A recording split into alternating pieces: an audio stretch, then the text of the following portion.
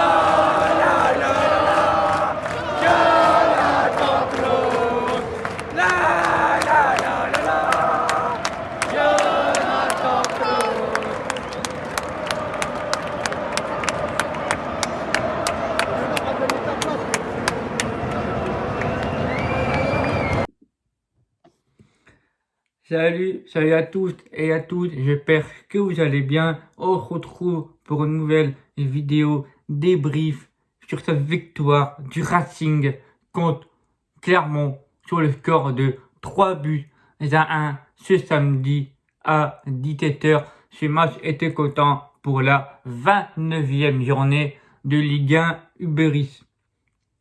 Avant d'attaquer ce débrief, on va d'abord commencer par une ambiance. L'ambiance, déjà, l'influence était de 36 182 000 spectateurs à Bollaert, moi qui étais présent.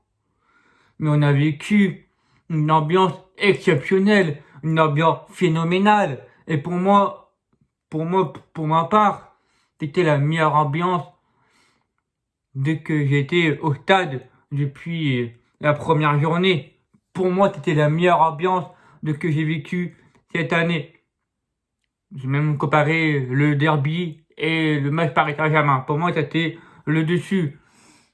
Des ovations de partout pour Jonathan Klaus. Et oui, qui a été sélectionné ce jeudi par Didier Deschamps. Il y avait des drapeaux bleu rouge de partout dans le stade. Il y avait des maillots du Racing avec le flocage de Klaus. Moi, je me suis mis avec les maillots Jonathan Klaus. J'avais pas ramené mon maillot de Flo. Du coup, je me suis pris le maillot de Flo. De Klaus, c'était un bordel. Et dès l'entrée des joueurs pour s'échauffer, pareil, ovation de Jonathan Klaus.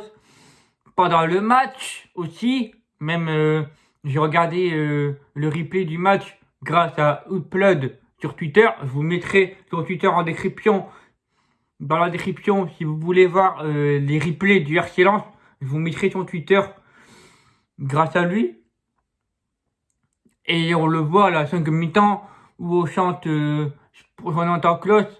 Et on voit qu'il fait ce signe-là, qu'il fait ce signe merci quand il sort à la 85e minute de jeu. Et puis après, à la fin, vous avez bien vu dans la vidéo où il y a le oh là là et puis cette ovation de Klaus, c'était juste exceptionnel. Enfin, il n'y avait pas de mots. Je suis rentré du match, j'avais la voix cassée pendant tout le match. Ça, je me suis fait plaisir et enfin à Racing, qui a été décisif et surtout qui ont su concrétiser nos actions, même s'il y en avait beaucoup.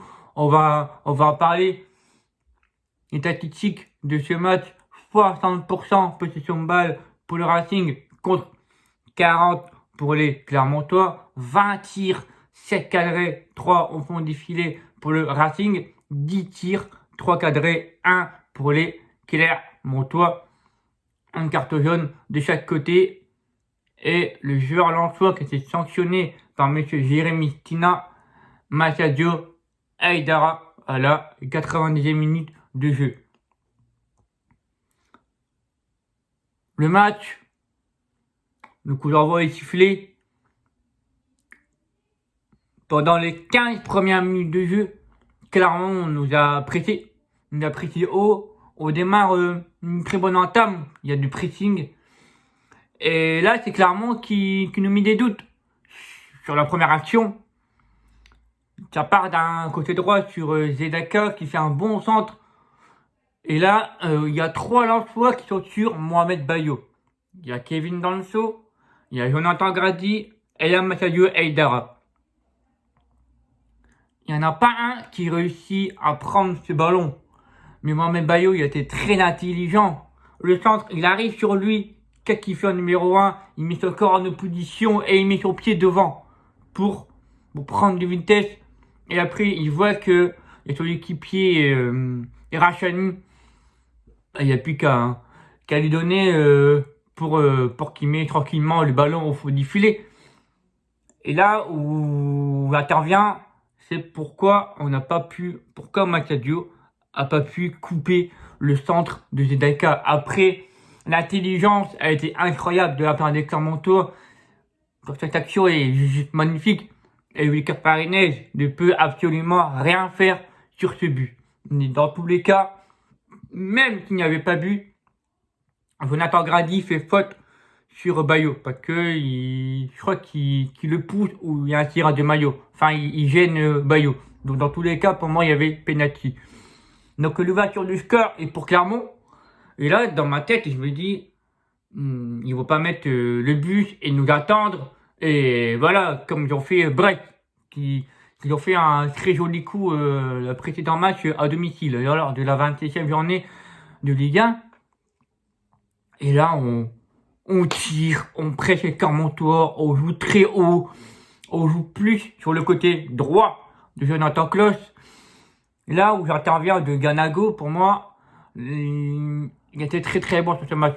D'accord, il n'a pas été décisif, mais pour moi, il y a une entente entre Ghana et Klaus. Comme souvent, on le fait souvent avec Wesley Saïd, où centre, premier poteau, hop, il coupe de la tête, ou première intervention et il met une reprise. Là, il a voulu jouer avec Ganago, des centres à terre, des centres trop forts, et à chaque fois, il y a toujours eu un défenseur clermontois qui a réussi à couper au premier poteau et ça a terminé en corner. J'ai bien aimé notre pressing. J'ai bien aimé, en fait, là où j'étais déçu pour moi sur ces matchs, c'était Przemysław Frankowski. Frankowski, j'étais déçu. Moi, je l'attendais beaucoup plus de son retour. Il était sur son côté gauche. Franchement, il y a eu trop de déchets de sa part. Trop de déchets, trop de mauvais choix. Et là où je vais revenir, où j'ai critiqué sur les 5 premiers matchs de Seko Fofana, ben là pour moi il a été excellent sur le coup. Il n'a pas hésité à porter vers l'avant ce ballon, à jouer comme il le fait souvent. Il prend le ballon et l'emmène loin du but. Là aussi où que je vais reprocher, c'est qu'on ne frappe pas assez de loin. On arrive souvent dans des apports de surface de réparation et on frappe pas assez de loin. Les gars, tirez de loin. Tirez. À chaque fois qu'on tire, c'est aux abords c'est dans la surface de réparation. Là où il y a un joueur qui était intelligent de loin, c'était Pereira da Costa. Juste avant le but de Sotoka à la 42e minute de jeu, où il tire plein axe et le gardien Dioko fait un superbe parade.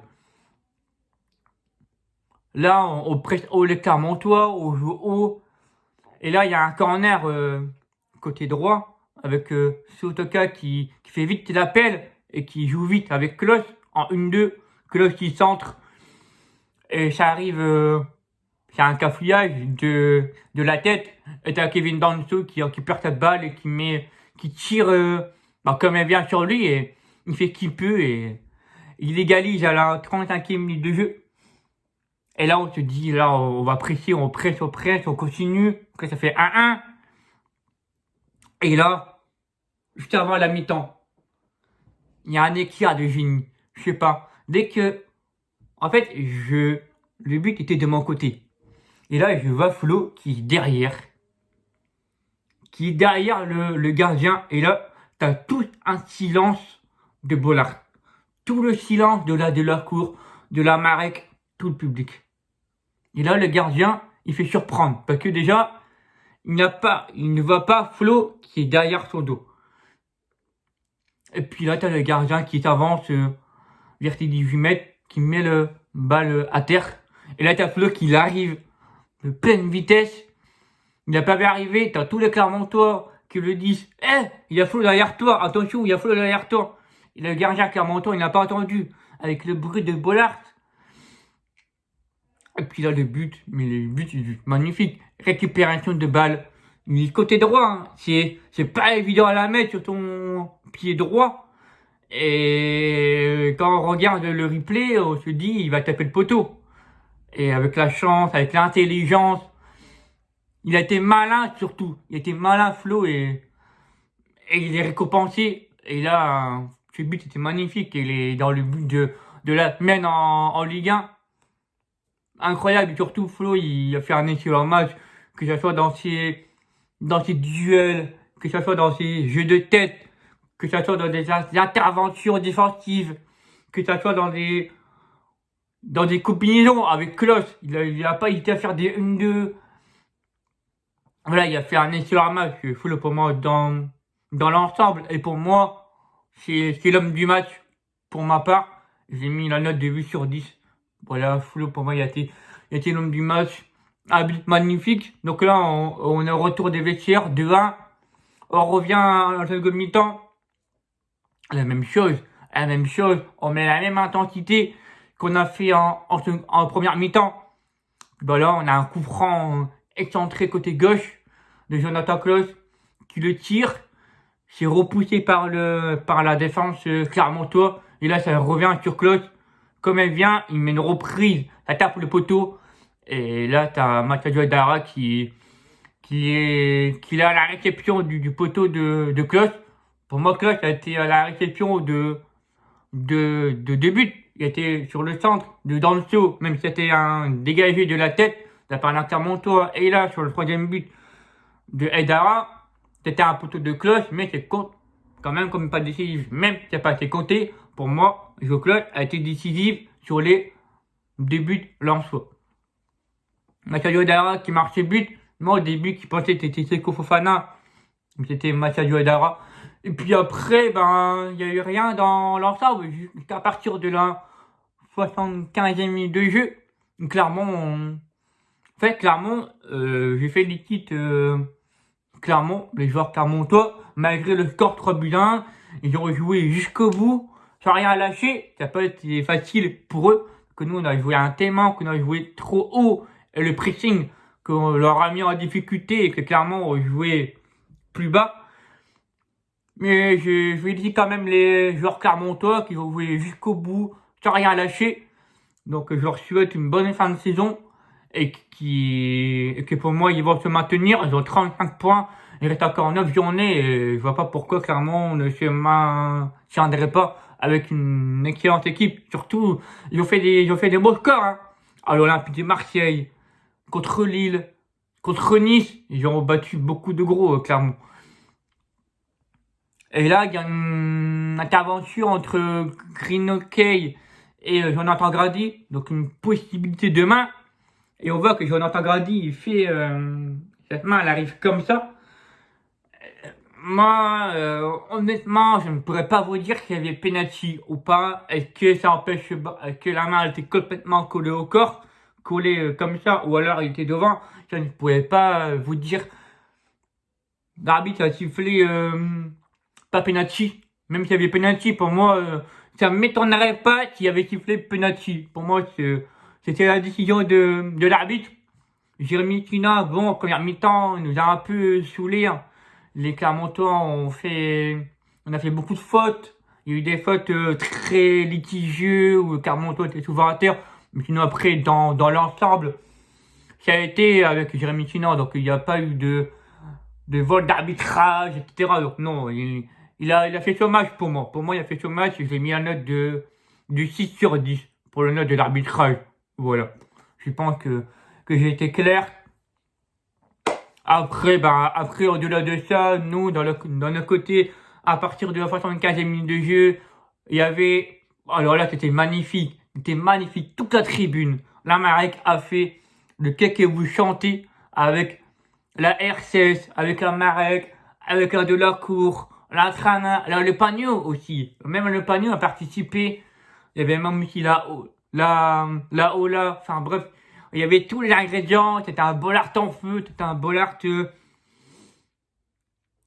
J'avais pas les mots quoi. Et après à la fin, que vous dire de plus? Vous avez vu dans la vidéo que vous avez mis dans le débrief. Enfin, c'était exceptionnel. Je cloche, voilà. En fait, c'était la soirée. Elle était pour lui. C'était à nous de lui rendre. Qu'il a été sélectionné par des gens. Les joueurs, ils l'ont fait ce jeudi au centre d'entraînement. Ça a été explosé sur les réseaux sociaux. Il y a eu la FIFA qui a partagé. Raphaël Varane, l'équipe de France. Enfin bref, c'est exceptionnel. Et puis là, maintenant, c'était autour de nous. Et puis là, on n'a rien lâché du début jusqu'à la fin pour Jonathan Klaus. Donc voilà, c'était exceptionnel. Vous retrouvez dans ma description mes différents réseaux sociaux, mon Instagram, mon Twitter et mon TikTok. La coupeau qui était annoncée par Franck Hez, Victor Farinel. Sur le premier but, il ne peut rien faire. Sur le mi-temps, il fait une excellente parade. Je crois que c'est sur Green OK. Il fait un excellent frappe et Victor Farinel qui fait un magnifique claquette. Il a fait la même chose contre Metz. Là, il a fait la même chose.